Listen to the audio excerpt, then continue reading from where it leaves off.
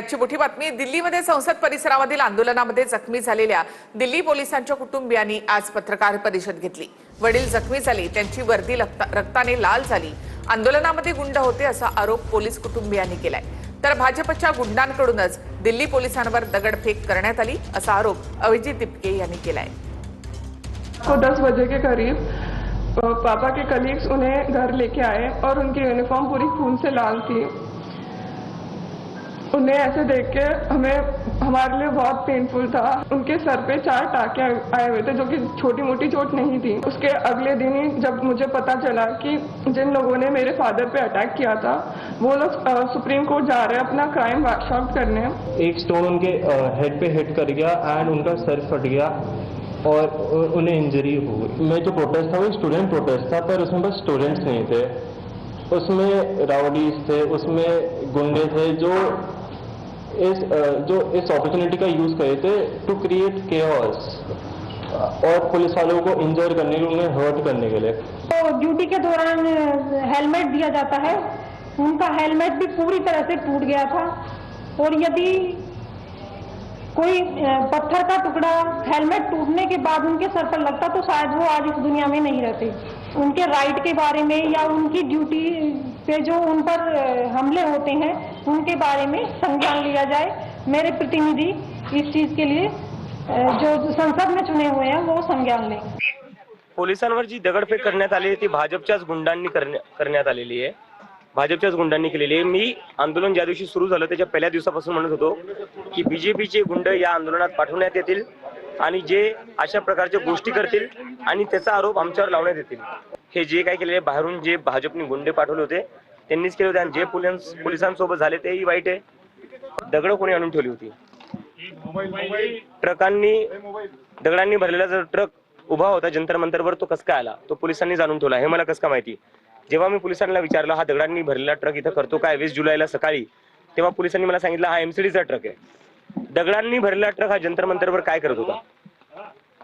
तर हे सगळं बीजेपीच्या प्लॅनिंगनी झालेलं आहे। बीजेपीच्याच लोकांनी पोलिसांवर दगडफेक केलेली आहे। विद्यार्थी आंदोलकांच्या मुद्द्यावरून आज राज्यसभेमध्ये पुन्हा एकदा गदारोळ झाला। सोमवारपर्यंत कामकाज स्थगित करण्यात आलं। मोदी शहांनी भूमिका स्पष्ट करावी असं म्हणत खरगेंनी चर्चेची मागणी केली। विद्यार्थी आंदोलकांवर कारवाई होत असल्याचा आरोप देखील करण्यात आलाय।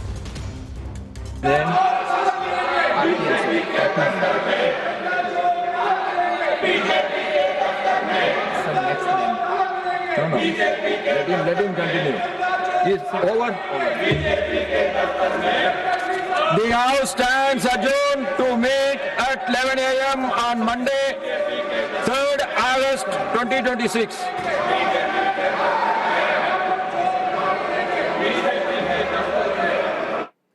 दिल्ली आंदोलनामध्ये जे दगड मारले गेले त्या दगडांवरच्या बोटांचे ठसे आधारशी लिंक होणार असं अजबच वक्तव्य चंद्रकांत पाटलांनी केलं होतं। या वक्तव्यावर राजकीय नेत्यांनी जोरदार टोलेबाजी केली आहे। दिल्लीमधल्या विद्यार्थी आंदोलनाबद्दल बोलताना चंद्रकांत पाटलांनी केलेल्या अजबच वक्तव्यावर विरोधकांनी जोरदार टोले लगावले। दिल्ली आंदोलनामध्ये जे दगड मारले गेले त्या दगडांवरच्या बोटांचे ठसे आधारशी लिंक होणार असल्याचं चंद्रकांत पाटील म्हणाले। एका पत्रकाराच्या व्हिडिओचा दाखला देत चंद्रकांत पाटलांनी हे वक्तव्य केलं। जे होते त्यातले किती जण कुठल्या कुठल्या गुन्ह्यामध्ये होते असे एक पोलिसांनी अनालिसिस केलंय। त्याच्या आधीच्या आदल्याविषयी एक आणखीन व्हिडिओ आलाय, मी तुम्हाला फॉरवर्ड करेन।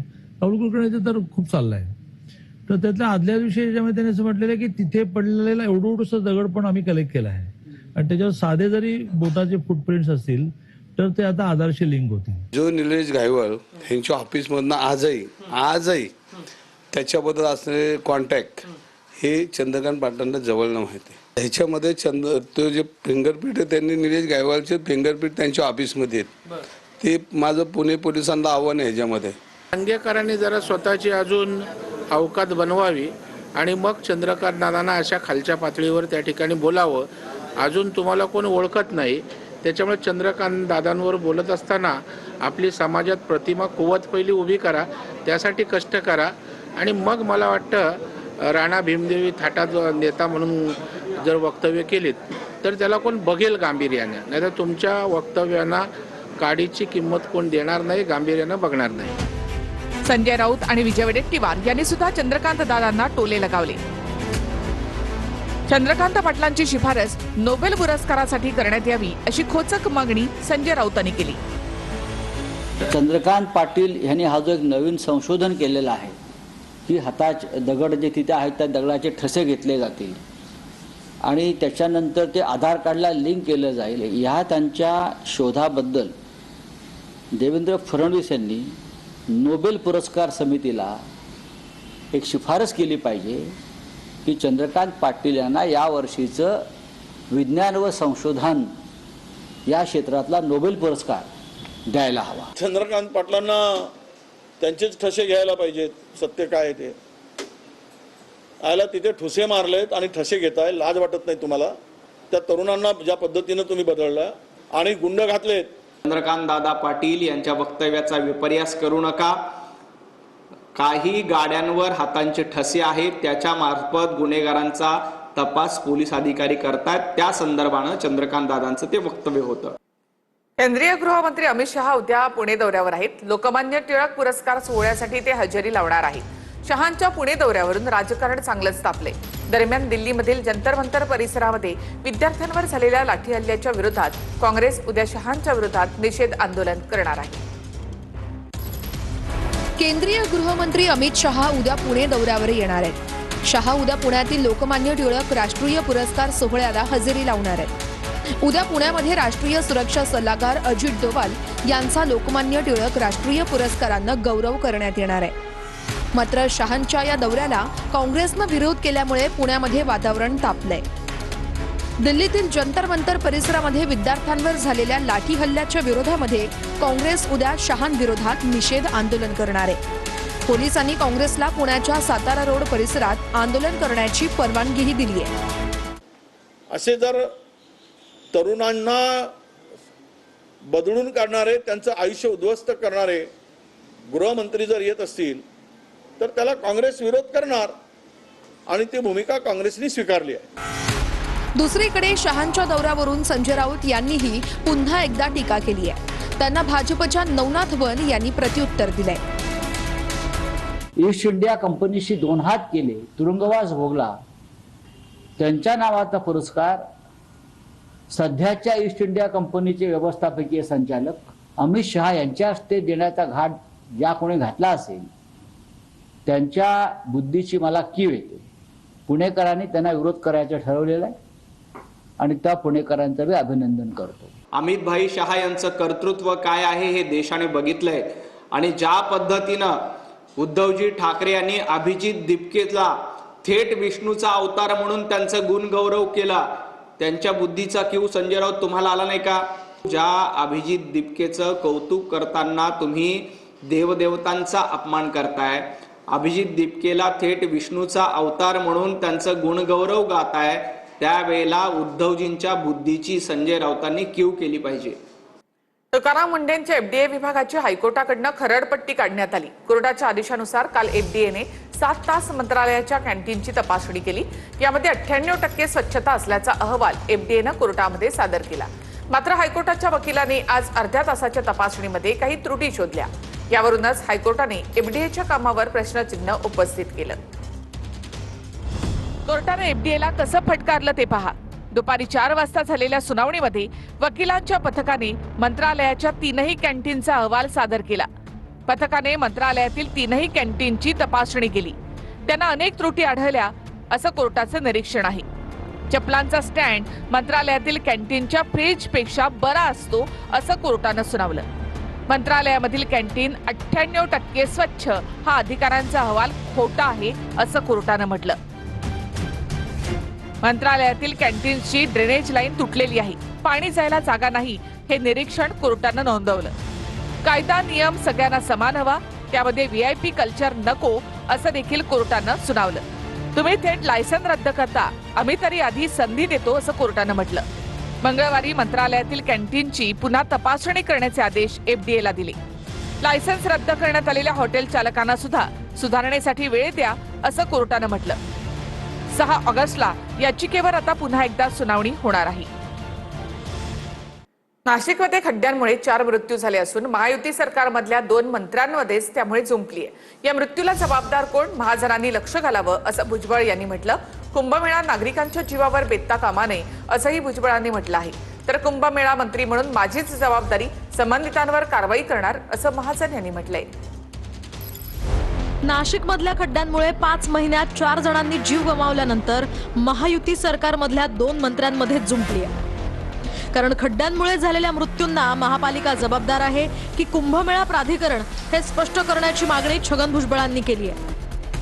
महापौरांचं कुणीही ऐकत नसून गिरीश महाजनांनी या प्रश्नात लक्ष घालावं असं भुजबळ म्हणाले. मंत्री गिरीश महाजन त्याने सुद्धा लक्ष दिलं पाहिजे ना. कुंभमेळा आमच्या नाशिकमध्ये व्हायला पाहिजे, पण तो आमच्या मुळावर येता कामा नये. नाशिकला एवढे खड्डे आणि एवढं बेकार नाशिक कधी नव्हतं. हे नगरसेवक असेल किंवा महापौर जे आहेत यांना प्रत्यक्ष एक्झिक्युटिव्ह पॉवर्स ज्याला म्हणतात त्या पॉवर्स नाही आहेत. जबाबदारी मी कुंभमेळा मंत्री आहे. भुजबळ साहेबांना मी सांगेल की येणाऱ्या 6 महिन्यामध्ये सगळे कामं पूर्ण होतील. 6 महिने साधारण वर्षभराने कुंभ आहे, पण तोपर्यंत सगळी कामं पूर्ण होतील. बाकी रस्त्याची सगळी बोंबाबोंब चालली आहे, लोक ओरडतायत, अपघात होत आहेत, कोणी मृत्युमुखी पडतंय. मला वाटतं हे आता पुढे अजिबात खपवून घेतलं जाणार नाही. तो कोणी अधिकारी असो, कसाही असो, नवा असो, जुना असो, त्याच्यावर कारवाई होणार आहे. नाशिकमधल्या अपघातात मृत्यू झालेल्या निलेश कोतकर यांच्या घरी गिरीश महाजनांनी भेट देत कुटुंबियांचं सांत्वन केलं. यावेळी आमदार सीमा हिरे यांच्यासह स्थानिक लोकप्रतिनिधी, महापौर आणि उपमहापौरही उपस्थित होते. नाशिकमधल्या खड्ड्यांवरून मनसे देखील आक्रमक झाली. महाजनांना जाब विचारण्यात आला. मनसेच्या पदाधिकाऱ्यांनी महाजन यांना घेराव सुद्धा घातला. नाशिकमधील खड्ड्यांमुळे 4 जणांचे बळी गेल्यामुळे मनसे आक्रमक झाली. काय केलं का निकृष्ट दर्जाचं काम चालू आहे. वेद मंदिरासमोर स्वतः आयुक्त उभे राहिल्या. तो जो काय रस्ता आहे बनवलाच नाही साहेब. तो रस्ता म्हणजे लक्षात जे काही ठेकेदार आहे ते निकृष्ट दर्जाचं काम करताय साहेब. आणि कुठल्याही पद्धतीचं नियोजन नाही. बाबतीमध्ये आपण कुठे तडजोड करत नाही. कुठल्याही प्रकारचं नियोजन नाहीये. ना नगरसेवकाचं ऐकते, ना आमदाराचं ऐकते. जे काही ठेकेदार आहे आपल्या शहराच्या बाहेरचे आहे, आपल्या राज्याच्या बाहेरचे आहे, त्यांना अशा आपल्या नाशिकचं कुठलंही काही घेणं देणं नाहीये. परंतु जे काही तुम्ही विकास करताय तो विकास माणसं मारून तुम्ही करताय का, हा सगळ्यात महत्त्वाचा मुद्दा आहे. मागच्या वेळेस याच्या पहिले पण कुंभमेळे झाले ना. आतापर्यंत अनेक कुंभमेळे झाले, अनेक कुंभमेळे होऊन गेले, परंतु कोणीही रस्त्याच्या याच्या माध्यमातून बळी नाही पडले. पुण्यामध्ये गुरुपौर्णिमेच्या निमित्तानं चिमुकल्या विद्यार्थ्यांकडनं भाजपच्या महिला नगरसेविकेनं स्वतःचे पाय धुवून घेतले. लायकी नसलेल्या माणसांचे पाय धुवायला लावता असं म्हणत रुपाली ठोंबरेंनी टीका केली आहे. पुणे महानगरपालिकेच्या शाळेत गुरुपौर्णिमेनिमित्तानं चिमुकल्या विद्यार्थ्यांकडनं भाजपच्या महिला नगरसेविकेचे पाय धुवून घेण्यात आले. पुण्यातल्या सुखसागर इथे झालेल्या या कार्यक्रमाचा फोटो सोशल मीडियात व्हायरल झाला. या प्रकारावर विरोधकांनी जोरदार आक्षेप घेतलाय. पुण्यातल्या सुखसागर इथल्या महापालिकेच्या शाळेत गुरुपौर्णिमेनिमित्तानं कार्यक्रमाचं आयोजन करण्यात आलं होतं. या कार्यक्रमासाठी भाजपच्या नगरसेविका वर्षा भीमराव साठे यांना बोलावण्यात आलं होतं. कार्यक्रमात चक्क चिमुकल्या विद्यार्थ्यांकडनं त्यांचे पाय धुवून घेण्यात आले. लेकरांकडून पुणे मनपाच्या विद्यार्थ्यांकडनं पाय धुवून घेतात. लाजा वाटत नाही तुम्हाला? तुमची लायकी नसलेली लोक तुम्ही जर पाय धुवून घेत असाल, काय संस्कार होणार आहेत आमच्या लेकरांवर? नगरसेविकेचं शिक्षण विचाराव, किती शिक्षण आहे. वर्षासाठी ज्या काही लोकप्रतिनिधी आहेत त्यांनी दिलगिरी व्यक्त केली पाहिजे. पदावर बसवत असताना त्याची तो कुठल्या लायकीचा आहे. आता ज्यांची ढुंगण धुण्याची लायकी नाही त्यांना जर नगरसेवक करायची लायकी ठेवली तर असे प्रकार ते होणारच. अशा लोकांना पदावर बसवल्यावर विद्यार्थ्यांच्या भविष्याशी हे खेळतील आणि पाय धुवून घेतील. त्यांना भारतीय जनता पक्षाने काढून टाकलं पाहिजे. दरम्यान नगरसेविका वर्षा साठे यांचे पती भीमराव साठे यांनी घडलेल्या प्रकाराबद्दल दिलगिरी व्यक्त केली. आमच्याकडून तो प्रकार अनावधानानं झाला. आमचा त्यामागे कोणताही हेतू नव्हता.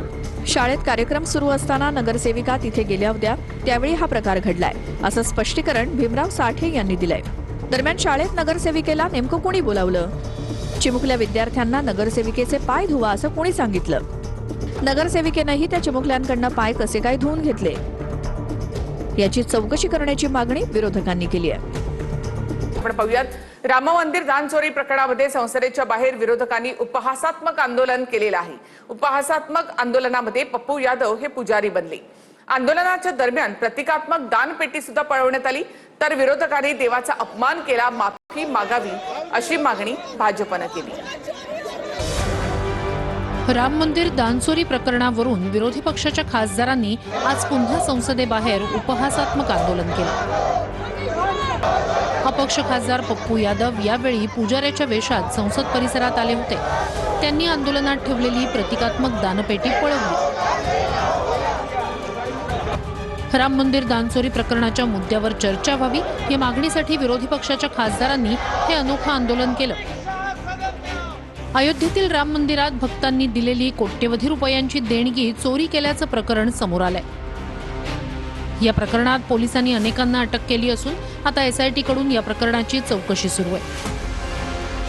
याच मुद्द्यावर संसदेत चर्चा व्हावी अशी मागणी विरोधकांची आहे. दानचोरी प्रकरणावर अमित शहांनी निवेदन द्यावं अशीही विरोधी पक्षाच्या खासदारांची आग्रही मागणी आहे. मात्र गेल्या काही दिवसांपासून शहा संसदेत येत नसल्यानं विरोधक सातत्यानं प्रश्न विचारतायत. ही मागावी अशी मागणी भाजपनं केली. राम मंदिर दानचोरी प्रकरणावरून विरोधी पक्षाच्या खासदारांनी आज पुन्हा संसदेबाहेर उपहासात्मक आंदोलन केलं. अपक्ष खासदार पप्पू यादव यावेळी पुजाऱ्याच्या वेशात संसद परिसरात आले होते. त्यांनी आंदोलनात ठेवलेली प्रतिकात्मक दानपेटी पळवली. राम मंदिर दानचोरी प्रकरणाच्या मुद्द्यावर चर्चा व्हावी या मागणीसाठी विरोधी पक्षाच्या खासदारांनी हे अनोखं आंदोलन केलं. अयोध्येतील राम मंदिरात भक्तांनी दिलेली कोट्यवधी रुपयांची देणगी चोरी केल्याचं प्रकरण समोर आलंय. या प्रकरणात पोलिसांनी अनेकांना अटक केली असून आता एसआयटी कडून या प्रकरणाची चौकशी सुरू आहे. याच मुद्द्यावर संसदेत चर्चा व्हावी अशी मागणी विरोधकांची आहे. दानचोरी प्रकरणावर अमित शहांनी निवेदन द्यावं अशीही विरोधी पक्षाच्या खासदारांची आग्रही मागणी आहे. मात्र गेल्या काही दिवसांपासून शहा संसदेत येत नसल्यानं विरोधक सातत्यानं प्रश्न विचारतायत. ब्रेकनंतर बातमी येते साताऱ्यामधून. साताऱ्याच्या धोम धरणामधून कृष्णा नदी पात्रामध्ये पाण्याचा विसर्ग सुरू आहे. 4966 क्युसेकनी पाण्याचा विसर्ग सुरू आहे. वाईमधील कृष्णा नदीलगत असणाऱ्या महागणपती मंदिराला पाण्याचा वेढा पडलाय. कृष्णा नदीलगत असणाऱ्या गावांना सतर्कतेचा इशाराही देण्यात आला आहे. सध्या धोम धरण हे 89% भरलेलं आहे.